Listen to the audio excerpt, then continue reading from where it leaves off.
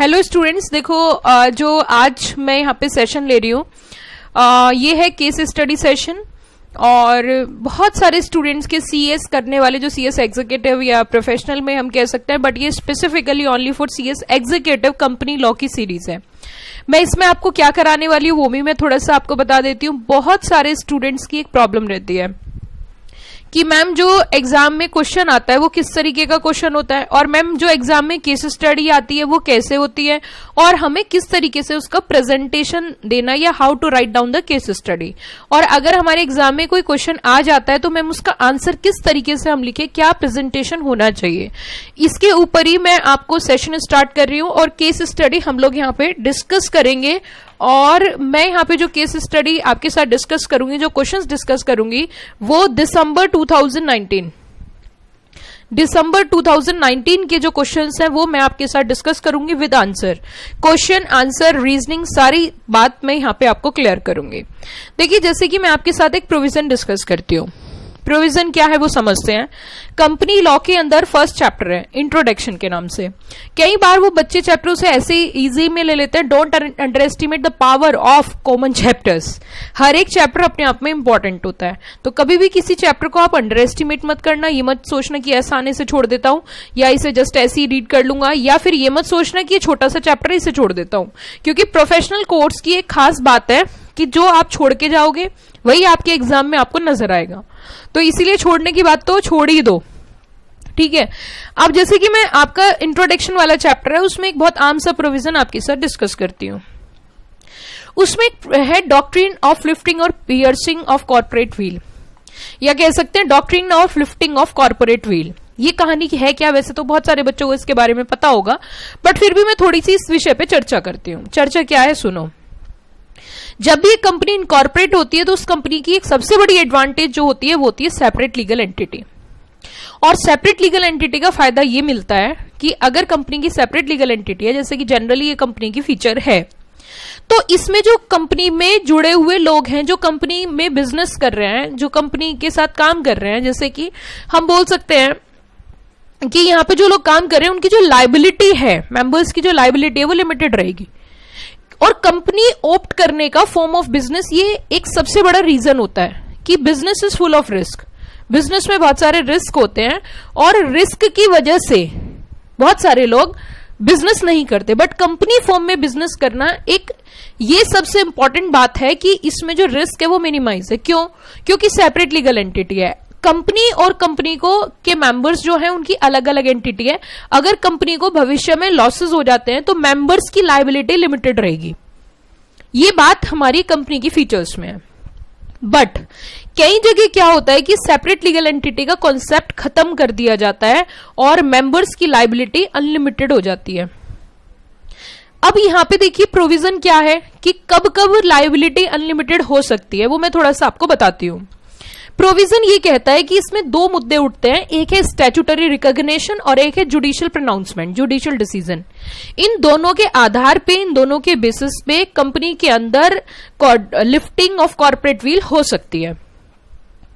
अब मैं पहले आपको बता देती हूं कि जुडिशियल डिसीजंस, पहले मैं स्टैट्यूटरी रिकॉग्निशन की बात कर देती हूं कि कंपनी एक्ट के अंदर स्टैट्यूटरी रिकॉग्निशन का मतलब है कि कंपनी एक्ट के अंदर ऐसे कौन कौन से सेक्शन हैं जो इस चीज की मान्यता देते हैं कि लिफ्टिंग ऑफ कॉर्पोरेट व्हील हो सकती है। तो मैं उसका थोड़ा सा बताती हूं। उसमें है एक तो सेक्शन 7(7) है, और सेक्शन 7(7) को बच्चों को मैंने बड़े इंटरेस्टिंग तरीके से याद करवा रखा है। Actually section 7 process of incorporation है, और इसको मैंने कुछ इस तरीके से याद करा रखी है टेक्निक, 7 फेरों से बंधा ये जन्मों का बंधन। तो कहीं ना कहीं यहाँ पे सेक्शन 7 मतलब कंपनी एक बार इनकॉर्पोरेट हो जाती है, लाइफ लॉन्ग चलती है, तो सेक्शन 7 के अंदर प्रोसेस ऑफ इनकॉर्पोरेशन है। लेकिन सेक्शन 7 सब सेक्शन को भी याद कराने की मैंने टेक्निक निकाल रखी है। सेक्शन 7(7) है, सातों को 7 मारूंगा, एक साथ मारूंगा। कैसे? एक्चुअली सेक्शन 7(7) के अंदर क्या लिखा हुआ है कि यहां पे जो पावर है एनसीएलटी की कि वो चाहे तो मेंबर्स की लायबिलिटी क्या कर सकती है, अनलिमिटेड कर सकती है। किस केस में कि अगर कंपनी जो बनाई है on the basis of false documents company बनाई गई है, तो यहां पे पनिशमेंट है बेसिकली, ठीक है। Are you got the point? तो सेक्शन 7 एक हो गया। दूसरा सेक्शन यहां पे है सेक्शन 251 सबसेक्शन 1। अच्छा, 251 सबसेक्शन 1 में यह है कि अगर कोई भी व्यक्ति company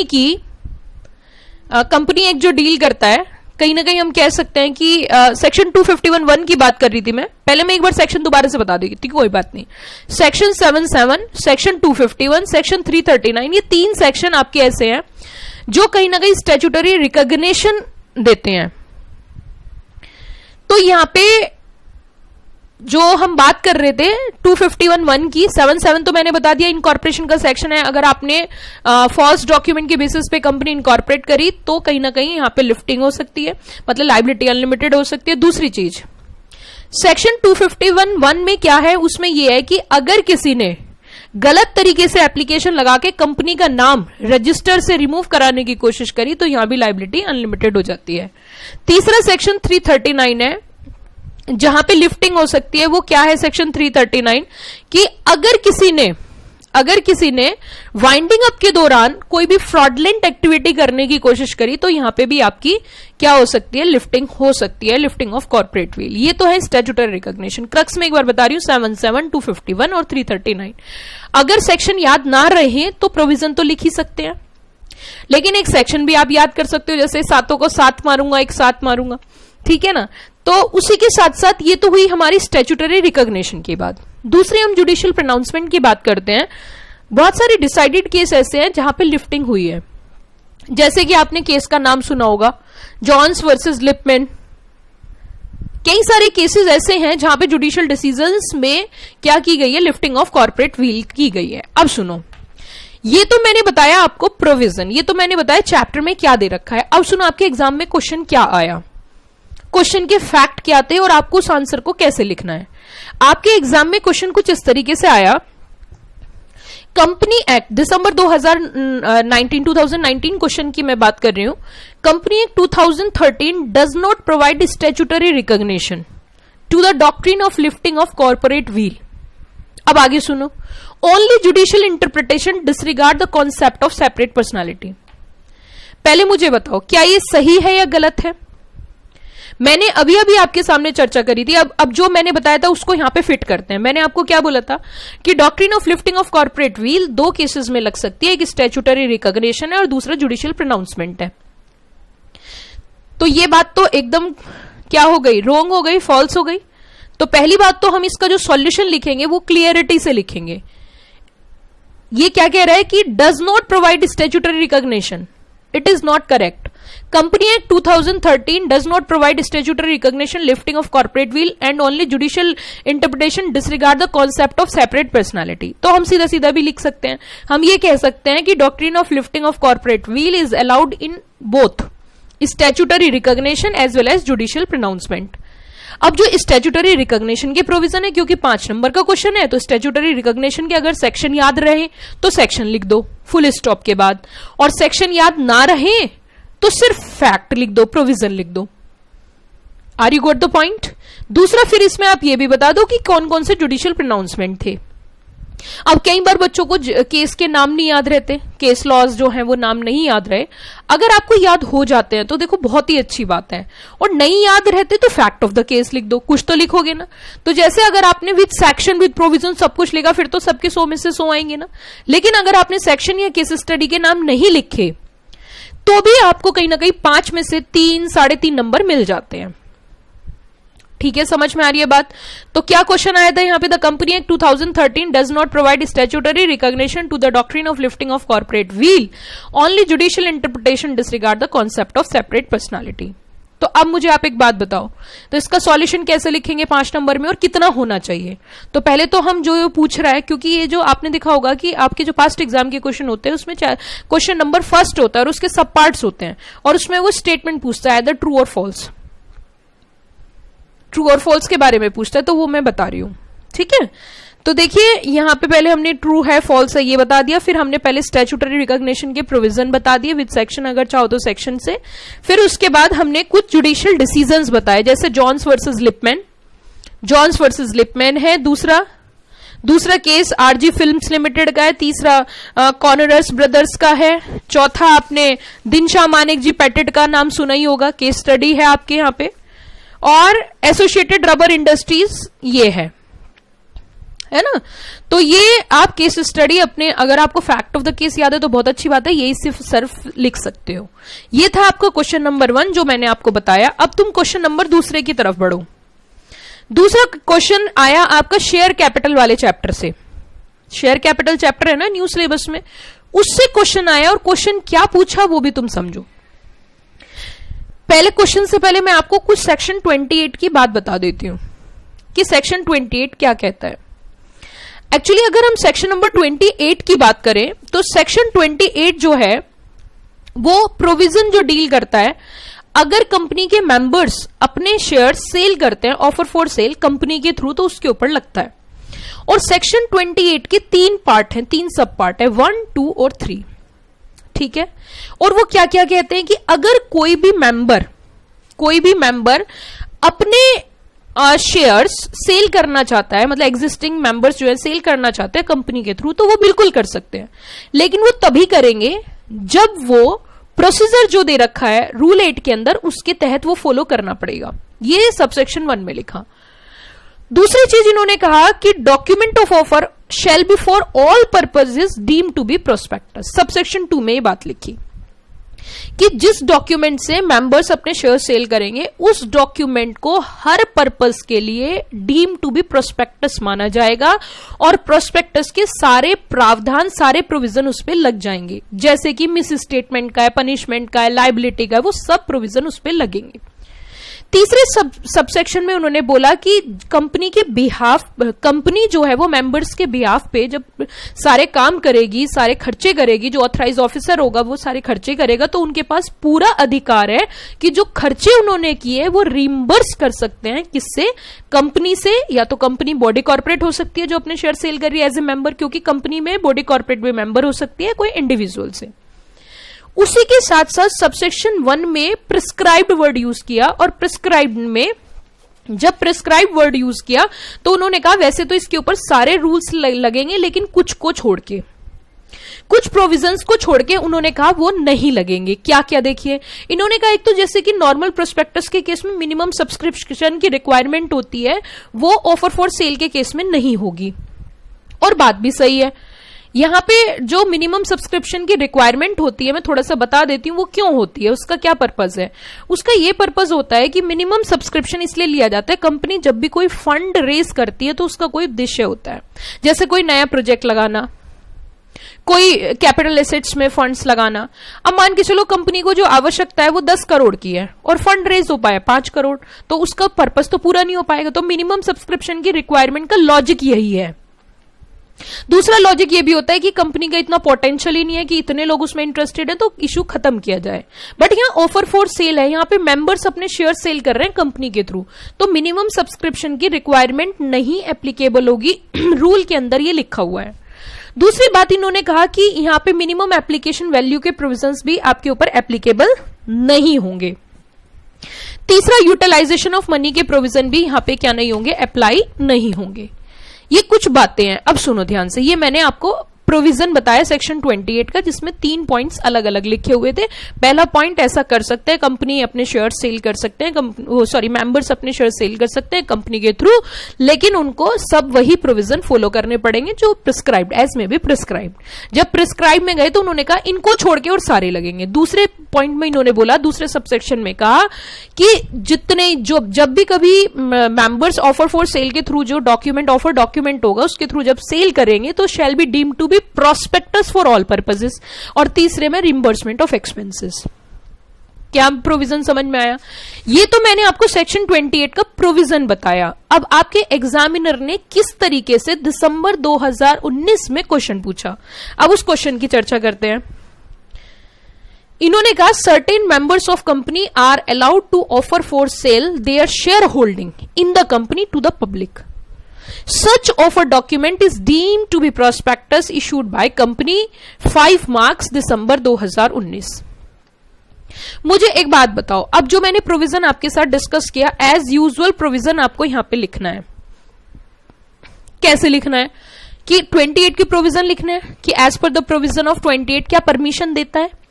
answer is yes. Of course section number 28 gives a permission to the members of company, लेकिन बोर्ड ऑफ डायरेक्टर्स के साथ कंसल्ट करके कर सकते हैं सभी पर्पसेस के लिए। अब ये तो मैंने अलग अलग बताया, देखिए बच्चे हैं आप स्टूडेंट हो, आप टीचर नहीं हो कि आप पूरी बेयर एक्ट की लैंग्वेज लिखे। आपने सेक्शन समझ लिया, अपनी लैंग्वेज में अपनी भाषा में लिखो ताकि एग्जामिनर को समझ में आ जाए।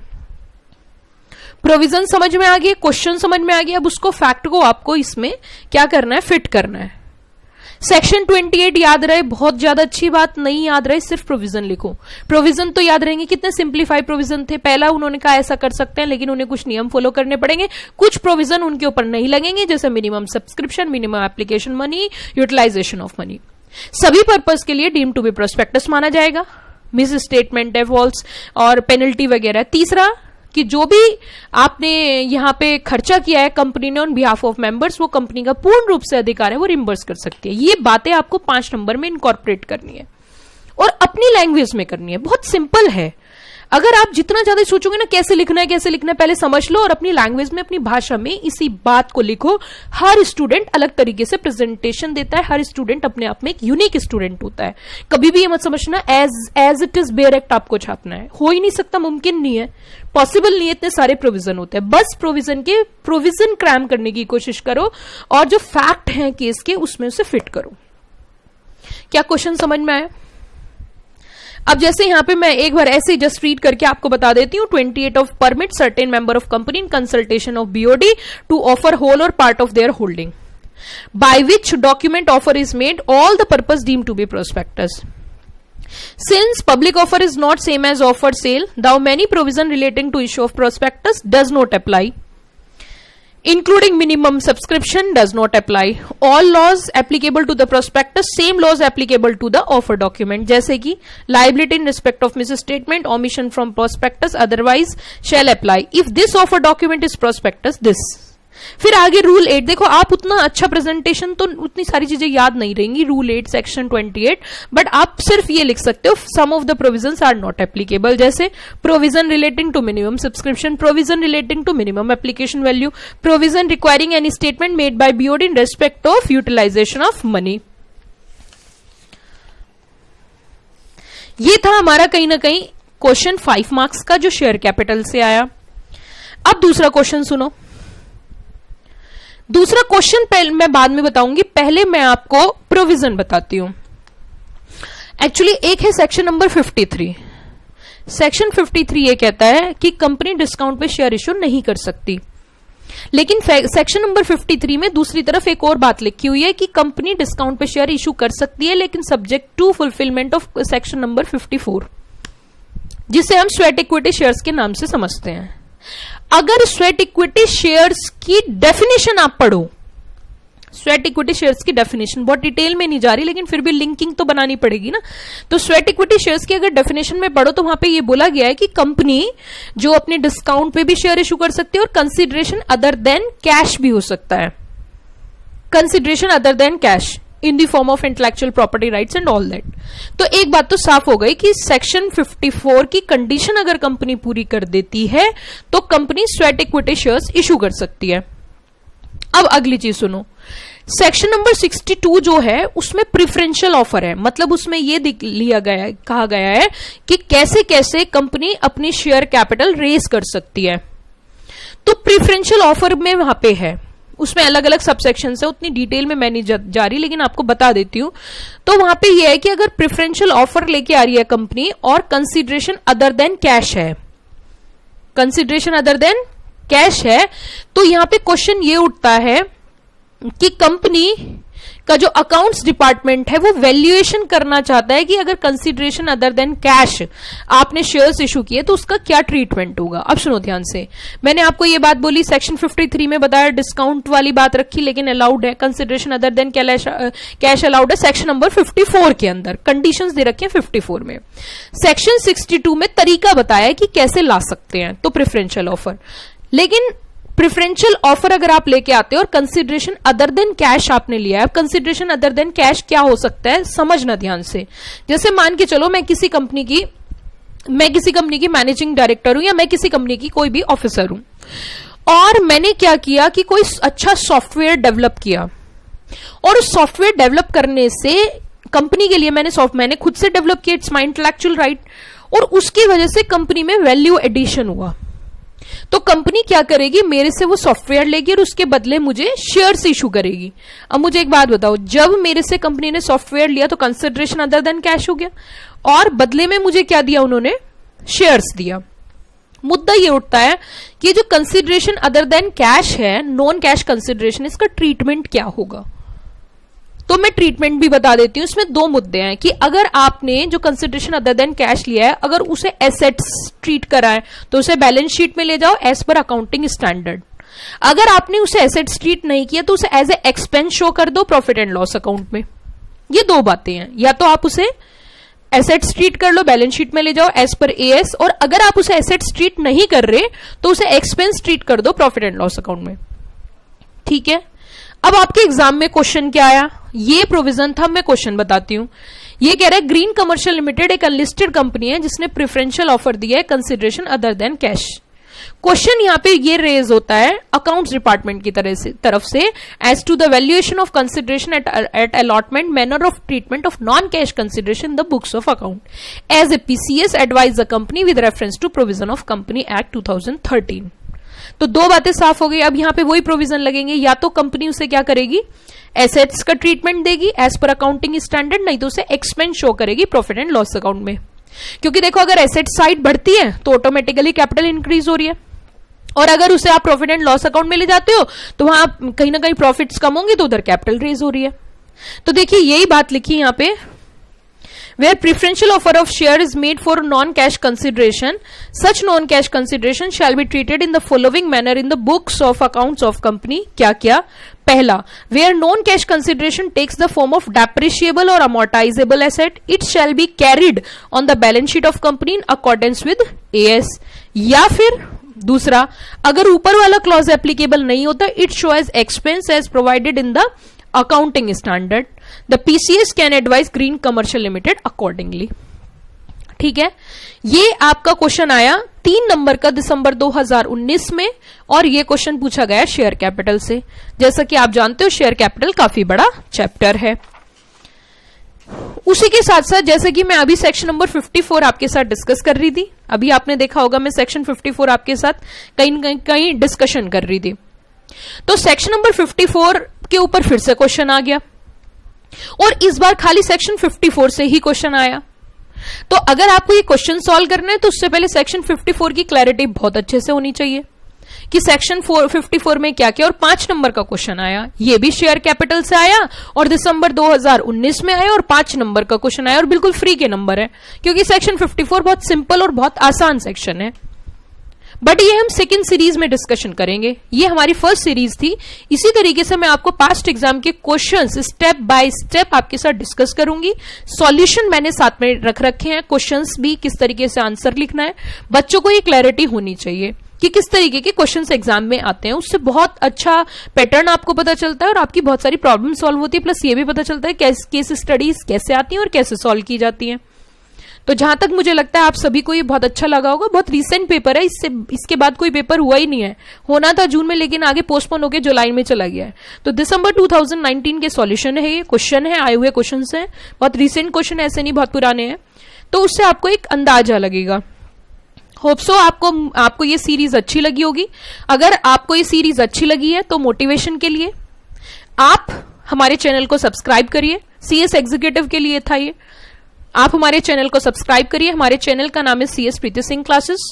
और अगर आपको ये अच्छी लगी तो मोटिवेशन के लिए आप इस वीडियो को, हालांकि आज तक लाइफ में मैंने कभी ये नहीं बोला कि आप मेरी वीडियोस लाइक करिए, लेकिन मैं इस सीरीज को आगे कंटिन्यू करूं या नहीं करूं वो मुझे उसी से ही एक आइडिया मिलेगा। तो आप अगर देख रहे हो तो इसे लाइक भी करिए ताकि मुझे एक आइडिया लग सके कि मैं आगे इस सीरीज को कंटिन्यू करूं या नहीं करूं। Thank you, have a nice day.